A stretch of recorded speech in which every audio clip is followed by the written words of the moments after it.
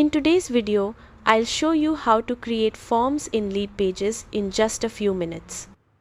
Start by opening your browser and logging into your Leadpages account. Once you're on the dashboard, open the landing page where you want to add your form or create a new one. In the editor, look at the left-hand panel and find the form widget. Drag and drop it onto your page exactly where you want the form to appear. Now click on the form to customize it. Use the Add Field option to include fields like name and email, or add more details depending on what information you want to collect. You can reorder fields, remove ones you don't need, and keep the form simple for better conversions. Next, open the Integrations tab. This is where you connect your form to your email marketing or CRM tool so new leads are automatically saved.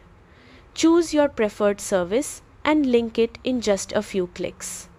After that, go to the Actions tab to decide what happens when someone submits the form. You can redirect visitors to a thank you page, show a confirmation message, or send them to another URL. Finally, adjust the design by matching fonts, colors, and styles to your brand. Click Save, then Publish or update your landing page. That's it. Your form is live and ready to start capturing leads in Leadpages.